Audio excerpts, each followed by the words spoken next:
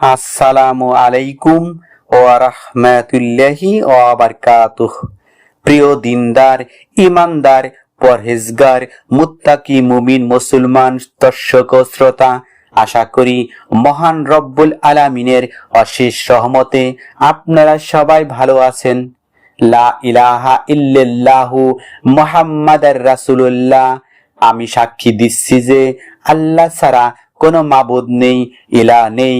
হযরত মুহাম্মদ সাল্লাল্লাহু আলাইহি ওয়াসাল্লাম আল্লাহর বান্দা ও তার রাসূল।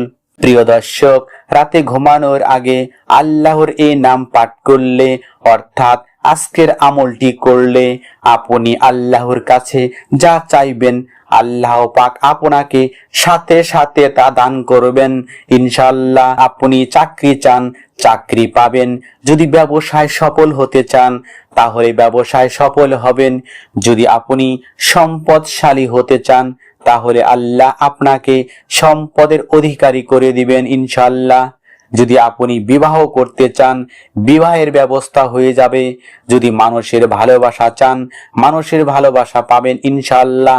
যদি আপনি বিদেশে যেতে চান, বিদেশে যাওয়ার পথ সুগম হবে ইনশাআল্লাহ। ভাই ও আমার বোনেরা, যদি পরীক্ষায় ভালো রেজাল্ট অর্জন করতে চান, আজকের আমলটি করবেন। ইনশাআল্লাহ আল্লাহর রহমতে ভালো রেজাল্ট অর্জন করতে পারবেন। যদি আপনি সুস্থতা চান, আল্লাহর অশেষ কুদরতে আপনি সুস্থতা অর্জন করতে পারবেন। যদি আপনি গুনাহ মাফের জন্য দোয়া করেন, আমলটি করার পর তবে গুনাহ মাফ হয়ে যাবে ইনশাআল্লাহ।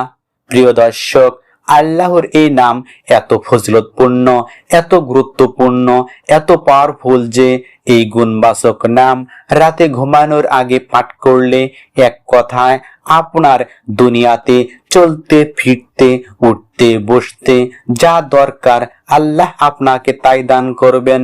সুবহানাল্লাহ, সুবহানাল্লাহ। মোট কথা, আপনার দোয়া ও আমল আল্লাহ তাআলা বিদ্যুতের গতিতে কবুল করবেন।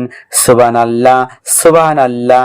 এই নামের বিস্ময়কর ফজিলত এবং এই নাম ডাকার নিয়ম কানুন জানার জন্য আলোচনাটি শেষ পর্যন্ত শোনার জন্য অনুরোধ রইল। ভাই ও আমার বোনেরা, আমলের নিয়ম জানার আগে আসুন একটু প্রার্থনা করি। হে আল্লাহ, ইসমে আজমের আমলটি করার বিনিময়ে তুমি আমাদের দোয়া ও আমল কবুল করো, বালা মুসিবত দূর করো, অভাব অনটন দূর করো, মনের আশা চাওয়াগুলো পূরণ করো। সকলে কমেন্টসে 3 বার আমিন লিখুন। মুমিন ভাই ও আমার বোনেরা, আমলটি অবশ্যই রাতে ঘুমানোর আগে করতে হবে, মনে রাখবেন। যখন আমলটি করবেন অবশ্যই উত্তম রূপে ওযু করবেন। এরপর যদি সম্ভব হয় পোশাকে সুগন্ধি অর্থাৎ আতর খুশবু মাখবেন। এরপর ঘরের ডান পাশে বা পাক পবিত্র বিছানায় আমলটি করার উদ্দেশ্যে কিবলামুখী হয়ে বসবেন। এরপর ডান হাতের আঙ্গুল বা তাসবিহ দিয়ে সর্বনিম্ন 11 বার অথবা সময় বেশি থাকলে আস্তাগফিরুল্লাহ, আস্তাগফিরুল্লাহ, আস্তাগফিরুল্লাহ এই তওবাটি 70 বার জিকির করবেন। তারপর আপনারা রাসূল সাল্লাল্লাহু আলাইহি সাল্লামের উপর দরুদে ইব্রাহিম, আল্লাহুম্মা সাল্লি আলা মুহাম্মাদিন ওয়া আলা আলি মুহাম্মাদিন কামা সাল্লাইতা আলা ইব্রাহিমা ওয়া আলা আলি ইব্রাহিমা ইন্নাকা হামিদুম মাজিদ। আল্লাহুম্মা বারিক আলা মুহাম্মাদিন ওয়া আলা আলি মুহাম্মাদিন কামা বারাকতা আলা ইব্রাহিমা ওয়া আলা আলি ইব্রাহিমা ইন্নাকা হামিদুম মাজিদ। এই দরুদে ইব্রাহিম 3 বার পাঠ বা তিলাওয়াত করবেন। আপনারা ইচ্ছে করলে সবচেয়ে ছোট দরুদ সাল্লাল্লাহু আলাইহি ওয়াসাল্লাম, সাল্লাল্লাহু আলাইহি ওয়াসাল্লাম, সাল্লাল্লাহু আলাইহি ওয়াসাল্লাম এই ছোট্ট দরুদ শরীফটিও 3 বার পাঠ বা তিলাওয়াত করতে পারেন। তারপর আপনারা বিসমিল্লাহির রহমানির রহিম শহীদ কুল হু আল্লাহু আহাদ আল্লাহুস সামাদ লাম ইয়ালিদ ওয়া লাম ইউলাদ ওয়া লাম ইয়াকুল লাহু কুফুয়ান আহাদ এই ছোট্ট সূরা 3 বার পাঠ বা তিলাওয়াত করবেন।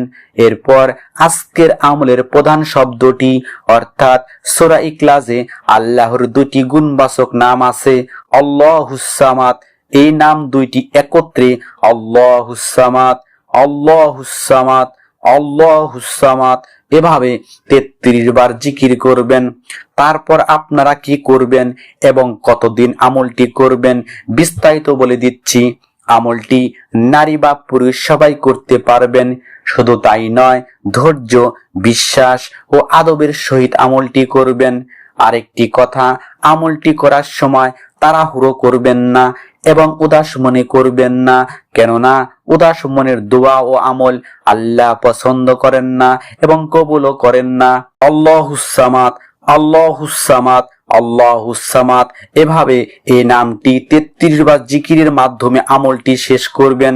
আমলটি শেষ করে আপনারা 2 হাত তুলে ভিক্ষুকের মতো আপনাদের চাওয়াগুলো মহান আল্লাহর শাহী দরবারে ফরিয়াদ করবেন।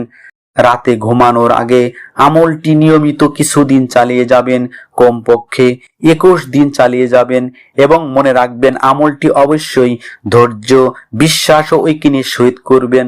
মহান আল্লাহ সবার দোয়া ও আমল কবুল করো, আমিন সুম্মা আমিন। আসসালামু আলাইকুম ওয়া রাহমাতুল্লাহি ওয়া বারাকাতুহু।